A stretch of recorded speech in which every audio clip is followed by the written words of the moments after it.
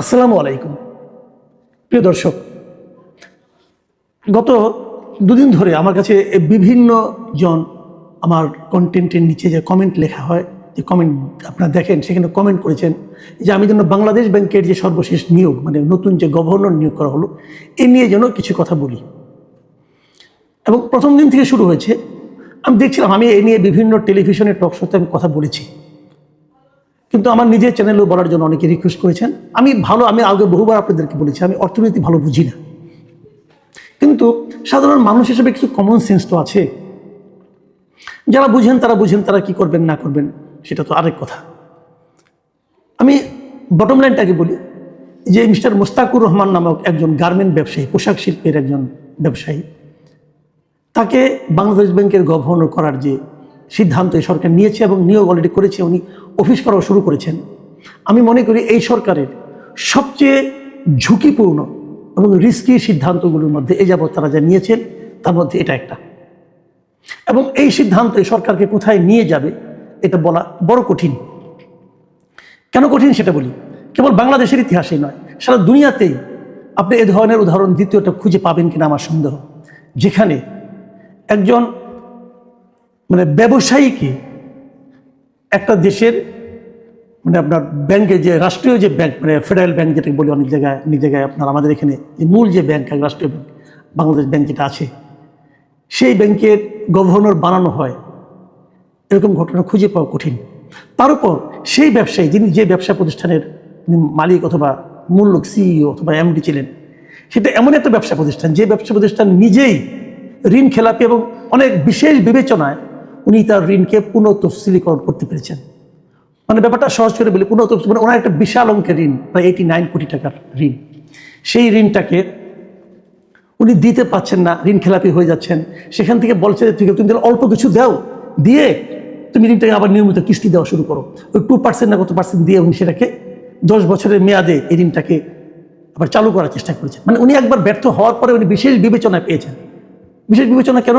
কারণ উনি বিএনপির রাজনীতির সঙ্গে খুব জড়িত ছিলেন, এতটাই জড়িত যে বিএনপির যে নির্বাচন পরিচালনা কমিটি ছিল, সেই কমিটির উনি একজন শীর্ষস্থানীয় সদস্য ছিলেন।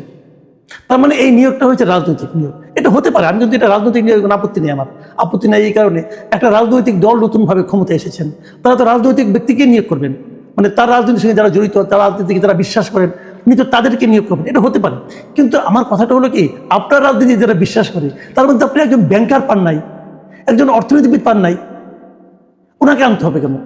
উনি তো এমন একটা ব্যবসা প্রতিষ্ঠানের পরিচালনায় মূল দায়িত্বে ছিলেন, সিইও ছিলেন, যে ব্যবসা প্রতিষ্ঠানটা ব্যাংক থেকে ঋণ নিয়ে ঋণ পরিশোধ করতে পারে নাই।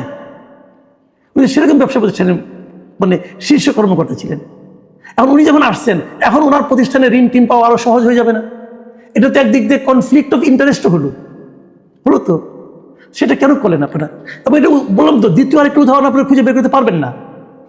আমি দেখলাম যে আমাদের অর্থমন্ত্রী মিস্টার আমির খুসরো মাহমুদ চৌধুরী, উনি একজন ব্যবসায়ী, উনি বলছেন যে সরকার এই কাজটা করেছে, সরকার এটা করতে পারে। হ্যাঁ পারে, সরকার অবশ্যই পারে, কিন্তু আমি কি প্রশ্ন করতে পারি না সরকার কেন পারে? এই প্রশ্ন করার অধিকার কি আমাদের নাই? নিশ্চয়ই আছে। এখন সেই প্রশ্নটাই আমরা করছি, ভাই আপনারা এই কাজটা করলেন, কেন করলেন, এটা ব্যাখ্যা দেন। আগে আমরা দেখেছি আপনার ইউনূস সাহেবের আমলে যে ওনার সরকারের যা কিছু হতো, ওনার একটা প্রেস উইং ছিল, সেই প্রেস উইং নিয়ে আমরা হাসাহাসি করতাম, অনেক কিছু করতাম, কিন্তু একটা জিনিস আমরা দেখতাম যে সেই প্রেস উইং চট করে একটা ব্যাখ্যা দিত। এখন এই সরকার ব্যাখ্যাও দেয় না, এখন পর্যন্ত কোনো ব্যাখ্যা পাইনি। না মন্ত্রী দিচ্ছে, না প্রেস উইং দিচ্ছে, কেউ ব্যাখ্যা দিচ্ছে না। কিন্তু প্রশ্ন তো মানুষের মনে জাগছে। যতক্ষণ পর্যন্ত এই প্রশ্নের উত্তর কেউ না পাবে, ততক্ষণ পর্যন্ত কিন্তু এটা নিয়ে মানুষের মধ্যে নানা ধরনের কথাবার্তা হবে, নানা ধরনের চিন্তা হবে। সেই চিন্তাগুলোর জবাব কিন্তু আলটিমেটলি সরকারকে দিতে হবে। এবং সরকার যখন উত্তর না দিবে, তখন মানুষ নানা ধরনের জল্পনা কল্পনা করবে, এবং এই জল্পনা কল্পনাগুলো ডালপালা মেলতে থাকবে, এবং সেগুলির সমাধানটা কি হবে কেউ জানে না। কিন্তু সরকারের প্রতি মানুষের সন্দেহ বাড়তে থাকবে। এবং তারও চেয়ে বড় কথা, একটা বাংলাদেশ ব্যাংকের গভর্নরের যে দায়িত্ব, সেই দায়িত্ব পালন করার কোনো অভিজ্ঞতা যে লোকের নাই। ওই কাজটা কি? ব্যাংকিং সেক্টরগুলির মধ্যে একটা আস্থা ফিরিয়ে আনা। এই লোক যে পারবে, তার কি প্রমাণ আপনারা পেয়েছেন? বরং উনি তো ব্যাংকের টাকা নিয়ে টাকা দেন না, এই ইতিহাস উনি তৈরি করেছেন নিজের জীবনেই। সেটা কিভাবে সমাধান হবে আমরা কিন্তু কেউ বিষয়গুলো জানি না। সারা দুনিয়ার কাছে কি মেসেজ যাচ্ছে এটাও জানি না। আমি মাঝে মাঝে ইউনূস সরকারের সমালোচনা করতে যে আমি এটাও বলতাম যে ইউনূস সরকারের সবচেয়ে যদি একটা সাফল্য আমি পাই, সেই সাফল্যটা ছিল ব্যাংকিং সেক্টরের সাফল্য। আগের যিনি ছিলেন আহসান ইসলাম মনসুর, ওনার অনেক ব্যক্তিগত অনেক সীমাবদ্ধতা আছে। উনি ব্যাংকগুলিকে মার্জ করতে যে ইসলামী ব্যাংকগুলিকে মার্জ করতে যে ব্যাংকগুলির মধ্যে একটা অসন্তোষ তৈরি করেছেন, এটাও ঠিক। প্রায় বিশাল সংখ্যক গ্রাহককে উনি ক্ষতিগ্রস্ত করেছেন, ওটাও ঠিক।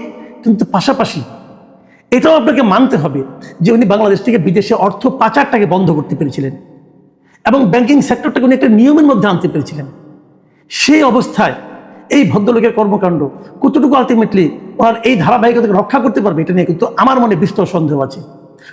আরেকটা বিষয় আমি বলি, দেখেন এই যে আমরা বলতাম না রেমিটেন্স আসছে বিদেশ থেকে, রেমিটেন্স আসছে বলে কিন্তু আমাদের আপনার রিজার্ভ বেড়েছে। রেমিটেন্সটা কখন আসে? যখন নাকি দেশের ডলারের দাম এবং দেশের মুদ্রানীতি এবং দেশের অর্থনৈতিক অবস্থা একটা স্থিতাবস্থা আসে, মানে অস্থিরতা কম থাকে, তখনই কিন্তু রেমিটেন্সটা লোকে পাঠায়।